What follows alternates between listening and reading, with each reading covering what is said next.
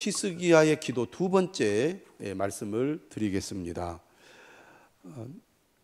남유다 왕 가운데 가장 훌륭한 왕 두 사람을 꼽는다면 히스기야 왕과 요시야 왕을 꼽을 수가 있습니다. 이 두 왕은 북이스라엘이 멸망한 후에 통치했던 왕입니다. 북이스라엘이 멸망하고 나서 남유다가 몇 년간 더 지속이 됐느냐?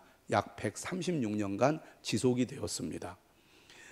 북이스라엘보다 남유다가 이처럼 136년이나 더 오랫동안 나라가 유지될 수 있었던 배경이 무엇인가? 여러 가지가 있겠지만 아무래도 이 히스기야 왕과 요시야 왕의 통치가 영향을 미쳤다고 볼 수가 있습니다. 히스기야 왕은 남유다의 13번째 왕인데요. 그는 그의 아버지 아하스 왕의 길을 따르지 않았습니다. 18장에 보면 히스기야 왕은 다윗의 길을 따라갔다 이렇게 되어 있고, 하나님 보시기에 정직한 왕으로 그렇게 평가를 하고 있습니다. 재밌는 사실은 히스기야 왕은 아버지의 길을 따르지 않고 정직한 길로 가서 훌륭한 왕으로 인정을 받았는데, 히스기야 왕의 아들 므낫세는 또 그 아버지 히스기야의 길을 따르지 않고 유대 왕 중에 가장 악한 왕으로 그렇게 판명이 나는 길을 갔습니다. 55년을 통치한 왕이 므낫세 왕인데 이스라엘 역사상 가장 악한 왕으로 평가를 받습니다. 참 아이러니하죠. 히스기야 왕은 아버지의 길을 따르지 않고 하나님 앞에 정직한 길로 갔는데, 그의 아들 므낫세는 또 그의 아버지의 길을 따르지 않고 가장 악한 길로 간 것을 보면 결국 신앙은 나와 하나님과의 관계라는 것을 알 수가 있습니다. 사람은 누구나 영향을 받고 영향을 주지요. 그러나 그것이 꼭 결정적인 것은 아닙니다. 그런 의미에서 신앙은 나와 하나님과의 관계라고 볼 수가 있습니다. 다시 말하면 핑계를 댈 수 없다는 얘기입니다. 누구 때문에 나는 이렇게 살 수밖에 없어, 내 환경이 이렇기 때문에 나는 이렇게 할 수밖에 없었다, 이렇게 핑계를 댈 수 없다는 것입니다. 아무리 환경이 좋지 않고 아무리 내 주변의 사람들이 나에게 나쁜 영향을 주었다 할지라도 내가 하나님의 말씀을 듣고 깨달아서 믿음의 길로 간다면 그 사람은 하나님이 인정하는 좋은 믿음의 사람이 될 수 있다는 얘기입니다.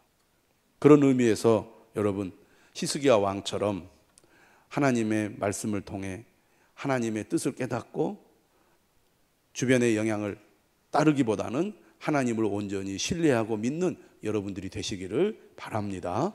히스기야 왕이 통치한 지 얼마 되지 않아서 북이스라엘이 멸망하고 말았습니다.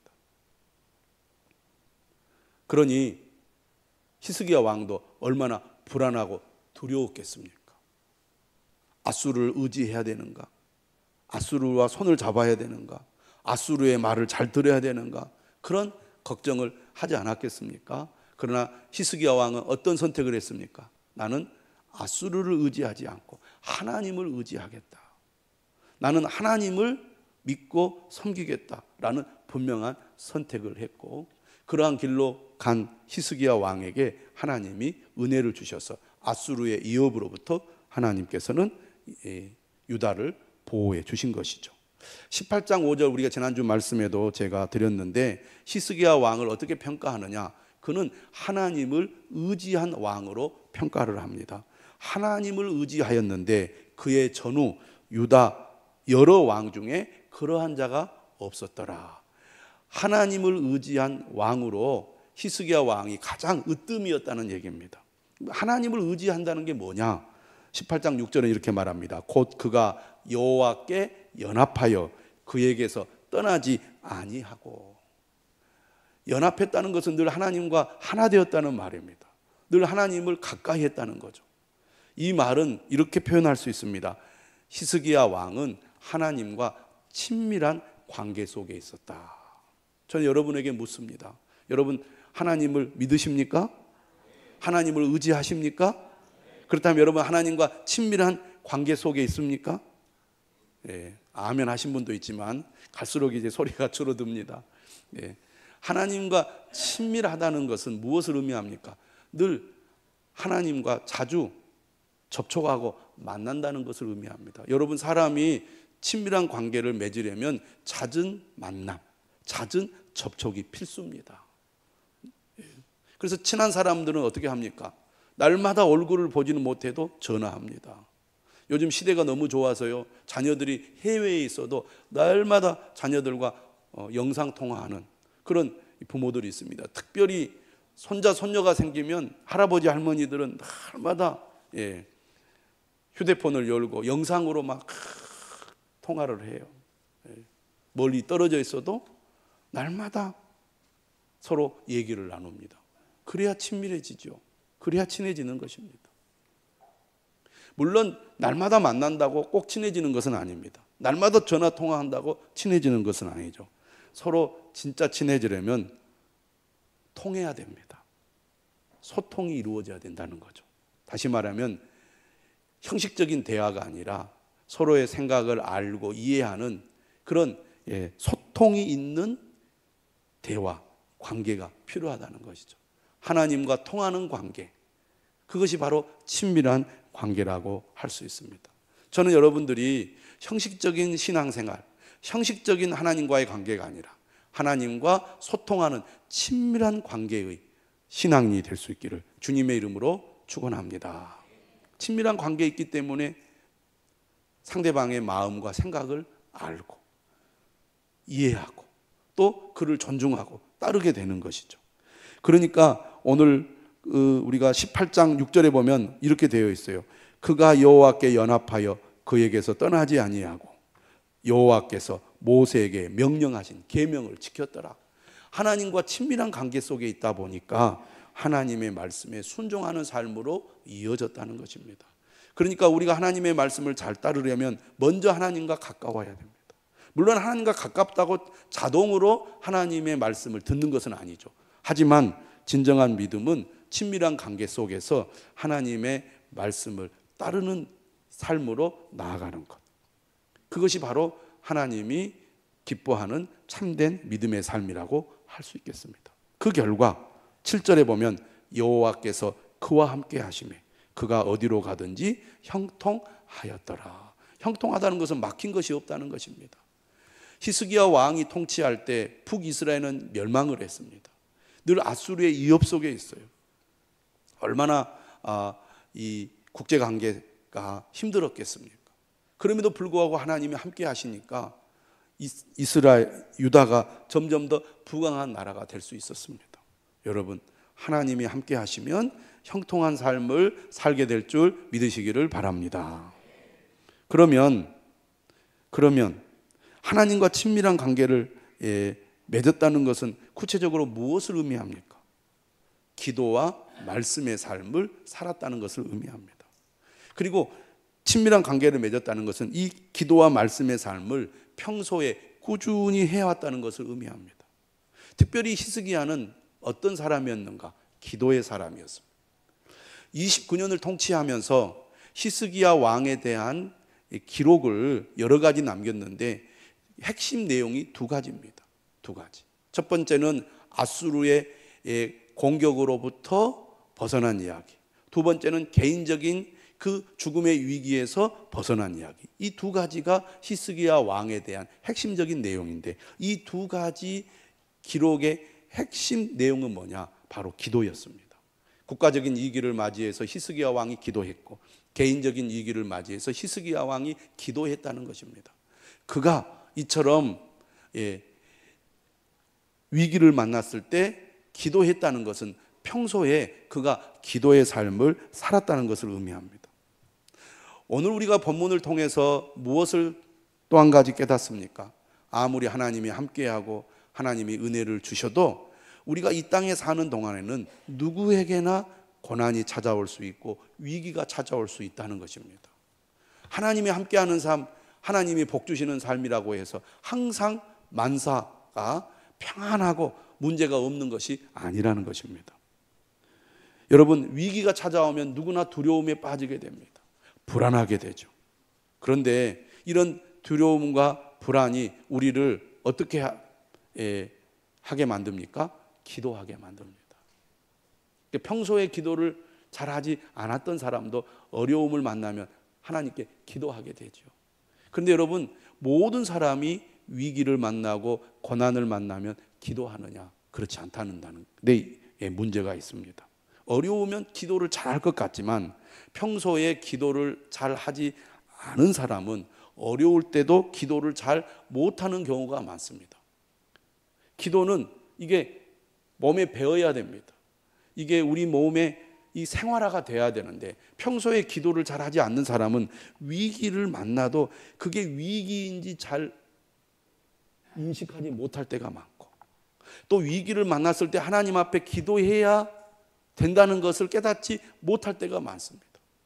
사람의 방법으로, 사람의 방식대로 문제를 해결하려고 할 때가 많다는 것입니다. 물론 그렇게 해서 문제를 하나하나 해결해 가면 어떤 생각이 되느냐, 꼭 기도하지 않아도 내가 내 힘으로 해결할 수 있구나, 이런 생각이 들수록 기도는 더 하지 않게 된다는 겁니다. 그러나 진짜 문제를 만나면 사람의 힘으로 해결할 수 없게 되죠. 특별히 이것이 영적인 문제와 연관이 있다면 결코 사람의 방법으로는 해결할 수 없다는 것을 알아야 합니다. 오히려 어려울 때 문제 속에서 길을 찾지 못하고 헤매는 경우가 많다는 얘기죠. 결국은 문제를 해결하지 못하고 끝을 맞이할 때가 많은 것입니다. 그런데 히스기야 왕은 평소에 늘 하나님을 의지하는 삶을 살았습니다. 그러다 보니까 위기를 만났을 때, 고난이 닥쳤을 때 어떻게 합니까? 더욱 하나님 앞에 기도하게 됩니다. 여러분, 우리 모두 평소에 기도하는 삶을 살아갈 수 있기를 바랍니다. 그래야 위기 때 더욱 기도하게 되고 기도를 통해서 하나님의 응답을 받게 됩니다. 여러분, 하나님은 우리의 사정과 형편을 잘 아시기 때문에 우리가 문제를 만났을 때 알아서 해결해 주실 수 있는 분 아닙니까? 그런데 하나님은 이상하게 우리가 문제를 만났을 때 알아서 해결해 주지 않을 때가 많습니다. 우리가 기도를 통해서 문제를 해결받을 수 있도록 하실 때가 많다는 것입니다. 이 어려움을 통하여 하나님을 가까이 하고 하나님이 살아계심을 더욱 분명히 알게 하기 위해서입니다. 내가 열심히 노력해서 문제가 해결된 것이 아니고 하나님이 도와주셔서 문제가 해결됐구나라는 것을 기도를 통해서 깨닫도록 하기 위하여 하나님은 우리가 어려움에 처했을 때 알아서 해결해 주시기보다는 우리가 기도할 때까지 기다리실 때가 많다는 것입니다. 사랑하는 여러분, 위기와 고난의 때일수록 더욱 기도할 때임을 믿으시기를 바랍니다. 평소보다 더 많이, 더 간절하게 기도해야 할 때예요. 믿음의 위인들을 보면 위기의 때 평소보다 더 많이 기도했습니다. 지금 바쁘고 더 힘든데 왜 더 기도하십니까? 이럴수록 더 기도해야 된다고 많은 믿음의 위인들은 고백합니다. 히스기야 왕도 마찬가지였습니다. 국가적인 위기를 맞이했습니다. 아수르가 침공을 했어요. 처음에는요, 인간적인 방법으로 해결하려고 그들에게 많은 조공을 바쳤습니다. 그래서 일시적으로는 물러났는데 다시 침략을 해서 예루살렘을 포위했습니다. 히스기야 왕은 깨달았어요. 인간적인 방법으로 해결하는 것은 한계가 있구나. 우리의 문제를 해결해 주실 수 있는 분은 하나님밖에 없구나. 그래서 히스기야 왕은 간절한 마음으로 하나님 앞에 기도하죠. 19장 20절에 하나님께서 응답하십니다. 하나님께서 이사야 선지자를 통해서 이렇게 응답하시죠. 네가 아수르 왕 사네립 때문에 나에게 기도하는 것을 내가 들었다. 하나님 응답해 주셨어요. 초강대국 아수르 왕과 싸워서 이길 나라는 주변에 아무도 없었습니다. 사네립이 계속 히스기야 왕과 유다 백성들을 자극하죠. 너희들이 우리와 싸워서 이길 수 있겠느냐? 그런 능력이 있느냐? 너희가 믿는 하나님이 너희를 도와줄 수 있을 것 같으냐? 우리가 왜 여기에 왔는 줄 아느냐? 하나님이 보내서 왔다. 하나님을 조롱하기까지 합니다. 아수르가 바벨론을 무찌르고 강한 힘을 갖게 됩니다. 주전 701년에. 그래서 주변을 다 이렇게 다시 정복해 갈 때 유다를 침공했어요. 그 교만이 하늘을 찔렀습니다. 사실 아수르 왕은 하나님이 세운 도구죠. 특별히 북이스라엘을 심판하기 위해서 하나님이 그를 도구로 쓰신 것입니다. 그럼에도 불구하고 아수르 왕은 자신이 세계 최강의 나라가 되니까 교만해져 가지고 하나님을 향하여 조롱의 말을 서슴지 않았습니다. 하나님 어떻게 하십니까? 예루살렘을 포위했던 18만 5천 명의 군대를 하룻밤 사이에 다 송장이 되게 하셨습니다. 결국 왕은 자기 나라로 돌아갔고 얼마 되지 않아서 신하들에게 암살을 당하고 맙니다. 하나님께서 사네립 왕의 교만을 꺾으신 것이죠. 이처럼 히스기야 왕의 간절한 기도를 하나님이 들으시고 국가적인 위기를 벗어날 수 있도록 응답해 주신 것입니다. 그런데 오늘 본문은 개인적인 문제로 기도를 합니다. 국가적인 위기도 큰 문제이겠지만 개인적인 위기는 어떻게 보면 히스기야 왕에게는 더 큰 고난으로 다가왔을 것입니다. 여러분, 사람이 살다 보면 어려운 일을 당할 때 한 번의 어려움으로 끝나지 않을 때가 많습니다. 어려움을 겪게 되면 또 다른 어려움이 겹쳐가지고 힘들 때가 있어요. 또 어떤 어려움이 끝났다 싶었는데 또 다른 어려움이 찾아와서 힘들게 할 때가 있습니다. 참 이상하죠? 그런 일이 참 많습니다. 그렇게 함으로써 정신을 못 차리게 해요. 그래서 하나님을 의지하다가도 어려움이 계속되거나 가중이 되면 낙심이 되고 또 절망하게 될 때가 많습니다. 그런데 히스기야 왕은 늘 하나님을 의지하는 삶을 살았습니다. 늘 하나님께 연합하는 삶을 살았습니다. 그래서 또 다른 위기가 찾아왔을 때 그는 어떻게 합니까? 포기하지 않습니다. 하나님께 기도해요. 그가 어떤 위기가 찾아왔습니까? 병들어 죽게 되었다는 하나님의 말씀이 그에게 전달되었습니다. 이사야를 통해서 이렇게 말했어요.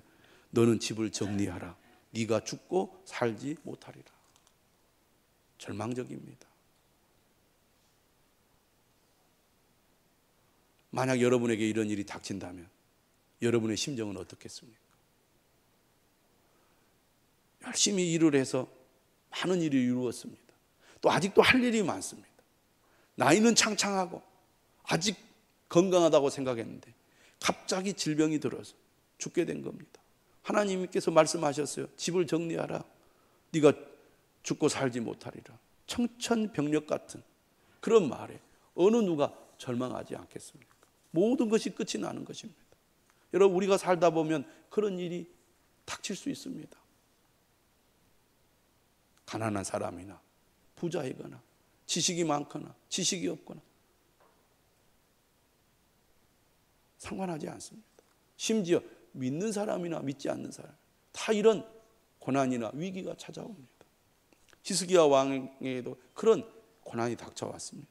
히스기야 왕이 하나님의 말씀을 잘 듣지 않고 죄악의 길로 가고 불신앙의 길로 갔다면 죄를 지었기 때문에 당연히 벌을 받아도 싹 이렇게 생각할지 모르지만 히스기야 왕은 누구보다도 하나님의 말씀을 따라 열심히 믿음의 삶을 살았던 왕이거든요.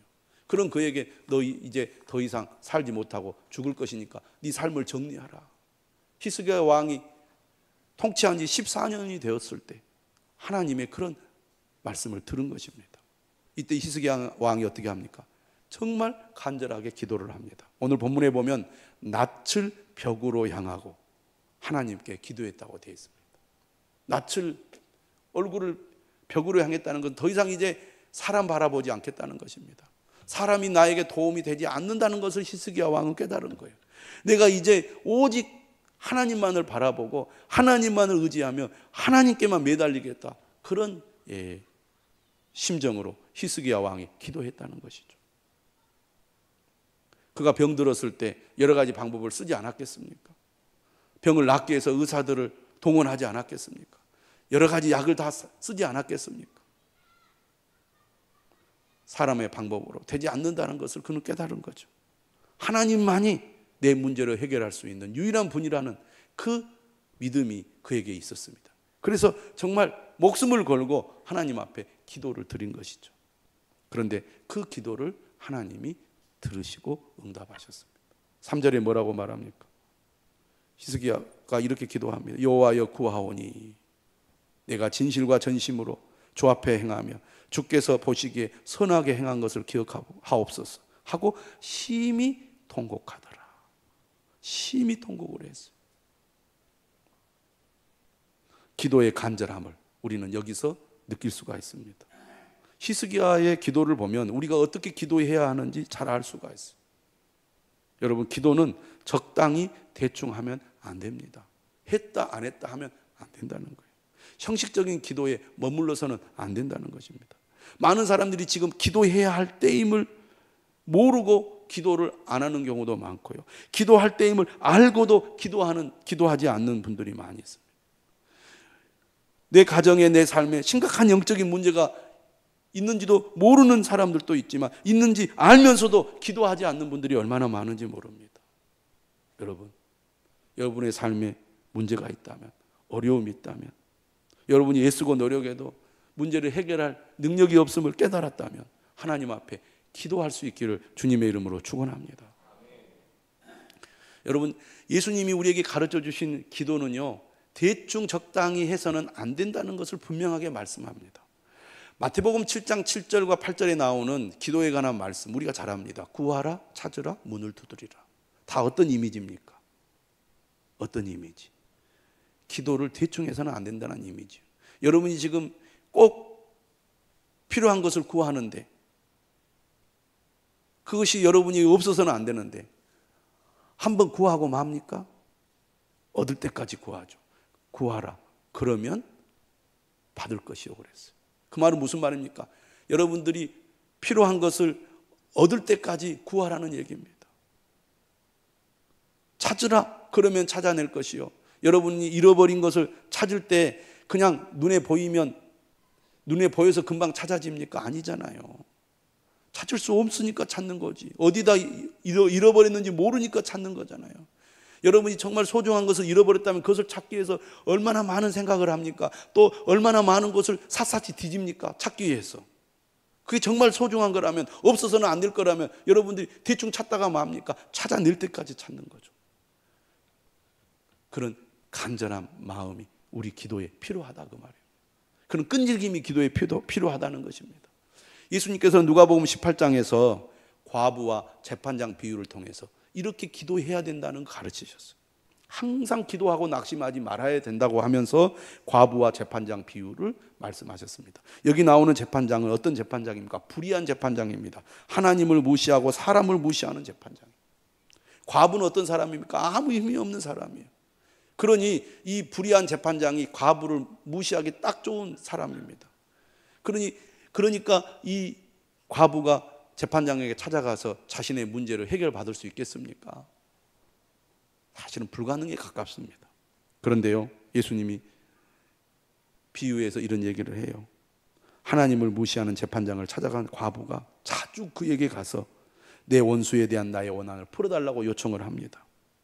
얼마나 자주 찾아갔던지 재판관이 속으로 이렇게 생각을 해요. 내가 하나님을 두려워하지 않고 사람을 무시하나 이 과부가 나를 번거롭게 하니 내가 내 원한을 풀어주리라. 이 과부가 나를 번거롭게 하니 내가 그 원한을 풀어주리라. 그렇지 않으면 늘 와서 나를 괴롭게 하리라. 우리가 정말 해결해야 될 문제가 있다면 이 과부처럼 끈질기게 기도해야 된다는 것입니다. 예수님이 이 비유를 말씀하시면서 이렇게 얘기를 하셨어요. 불의한 재판장이 말하는 것을 들으라. 하물며 하나님께서 그 밤낮 부르짖는 택하신 자들의 원한을 풀어주지 아니하시겠느냐. 밤낮 부르짖는 택하신 자들의 원한을 풀어주지 아니하시겠느냐. 여러분, 기도는 이렇게 해야 된다고 예수님이 분명하게 말씀하고 있습니다. 많은 분들이 어려움 가운데 정말 이렇게 기도하는 분들이 있습니다.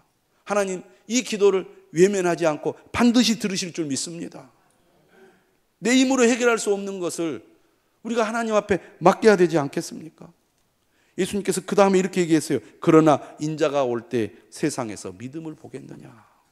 기도와 믿음의 관계를 말씀하고 있는 겁니다. 진짜 주님을 믿는다면 내 삶의 해결자가 하나님이심을 믿고 기도하는 사람이라는 것입니다. 전 여러분들이 진짜 주님 앞에 믿음이 있다고 인정받는 사람이 될 수 있기를 바랍니다. 그러기 위해서는 기도해야 된다는 거예요. 사무엘은 뭐라고 말합니까? 나는 기도를 쉬는 죄를 범하지 않겠다고 말했어요. 우리가 주님을 믿는다고 하면서 기도를 잃어버리고 기도를 잊어버리고 살 때가 얼마나 많았습니까? 기도를 등한시할수록 하나님과의 친밀한 관계는 점점 약해질 수밖에 없습니다.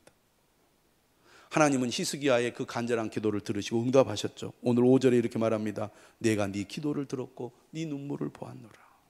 내가 너를 낫게 하리니 네가 3일 만에 여호와의 성전에 올라가겠고 내가 네 날에 15년을 더할 것이며.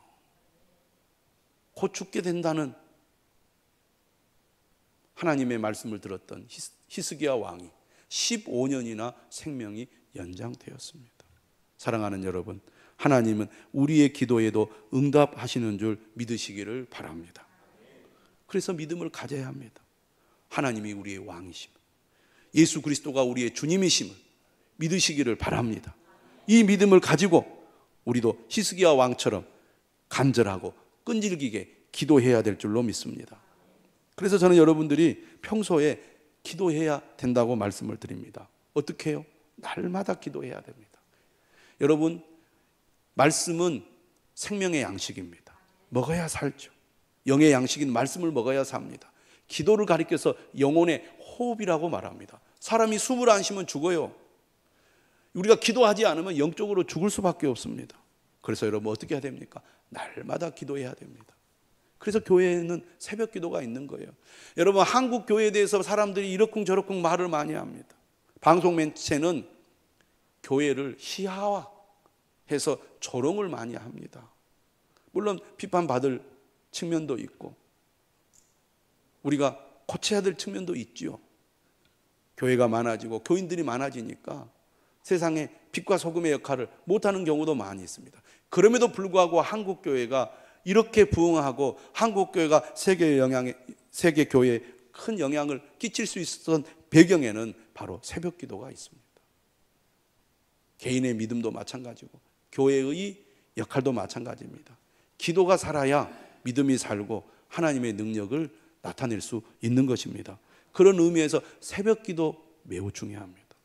저는 여러분들이 모두 다 새벽 기도를 할 수 있기를 주님의 이름으로 축원합니다. 날마다 기도하셔야 돼요. 결단하고 기도하십시오. 처음에는 피곤하죠. 잠이 오죠. 그러나 몸에 배면 괜찮습니다. 늘 삶의 문제를 안고 늘 바등바등 힘들어하면서도 기도의 자리로 나가지 않으면 어떡합니까? 우리에게 고난과 위기는 기도라는 하나님의 손짓입니다. 신호입니다. 여러분, 날마다 새벽을 깨우며 기도할 수 있기를 주님의 이름으로 축원합니다. 직분자들은 더욱 기도하셔야 돼요. 권사님은 기도하라고 주신 직분입니다. 새벽 기도하셔야 됩니다. 셀 리더들, 교사들 기도해야 영혼을 살릴 수가 있어요. 역할과 책임이 클수록 더 기도를 많이 해야 됩니다. 그런데 여러분, 도저히 나는 교회까지 와서 새벽 기도를 할 수 없다. 그런 분은 개인이 시간을 정하고 장소를 정해서 날마다 기도하셔야 됩니다. 시간을 정해야 돼요. 내가 언제 기도하겠다. 물론 꼭 그렇게 지켜야 할 법은 없지만 그래도 내가 아침에 언제 하겠다. 아니면 낮에 언제 하겠다. 밤에 언제 하겠다. 시간을 정해서 하실 수 있으면 좋습니다. 또 기도 시간도 정해야 돼요. 기도를 잘 못하시는 분은 10분, 내가 기도할 때마다 10분을 꼭 채워서 기도하겠습니다. 그렇게 여러분들이 하나님 앞에 약속을 하고 시간을 지키면서 기도를 해보십시오. 가정에서 해도 좋습니다. 차에서 해도 좋습니다. 간절한 마음으로 여러분들이 날마다 기도를 하십시오. 기도를 잘하기 위해서는 기도 노트를 사용하시면 좋습니다. 기도의 제목을 적고 그것을 가지고 여러분들이 기도하면 하나님 반드시 은혜를 주십니다. 믿지 않는 가족들, 자녀들, 여러분 기도하셔야 됩니다. 그리고 날마다 교회에 와서 기도하지 못하시는 분들은 금요 기도회에 와서 함께 기도할 수 있기를 바랍니다. 기도할 때 하나님과 친밀해집니다. 기도할 때 성령으로 충만해집니다. 기도할 때 하나님의 말씀대로 살 수 있는 힘을 얻게 되는 것입니다. 기도 여러분 회복하셔야 됩니다. 회복할 수 있기를 주님의 이름으로 축원합니다. 오늘 우리는 히스기야 기도에서 중요한 사실을 몇 가지 더 배울 수가 있는데요. 첫 번째, 하나님은 무엇을 위해서 응답하시는가? 오늘 6절을 보면 하나님 이렇게 말씀하세요. 내가 너와 이 성을 아수르 왕의 손에서 구원하고 내가 나를 위하고 또 내 종 다윗을 위함으로 이 성을 보호하리라 하셨다라. 하나님은요, 하나님의 뜻을 이루기 위하여 기도에 응답하십니다. 여러분, 똑같이 병에 들었어도 어떤 사람은 낫게 해주시고 어떤 사람은 낫게 안 해주실 때가 있어요. 어떤 경우에 하나님은 낫게 하시느냐? 그 치유를 통하여 하나님이 영광을 받으실 때, 그 치유를 통하여 하나님의 뜻을 이루실 때 응답하신다는 것입니다. 여러분, 히스기야는 하나님의 도구로 사용받기 위해서 하나님의 응답을 받은 것입니다. 이 사실을 우리가 알아야 돼요. 하나님은 자신의 영광을 위하여 우리의 기도에 응답하시는 분이십니다. 두 번째, 히스기야의 기도의 내용을 다시 한번 보십시오. 3절에 그가 이렇게 얘기했어요. 내가 진실과 전심으로 주 앞에서 행하며 주께서 보시기에 선하게 행한 것을 기억하옵소서. 하나님은 어떤 기도를 들으시는가? 삶이 뒷받침이 되는 기도를 들으십니다. 어떤 사람은 기도를 화려하고 멋지게 잘합니다. 그런데요, 믿음의 삶이 뒷받침이 되지 않는다면 그 기도는 허공에다 대고 하는 기도와 같아요.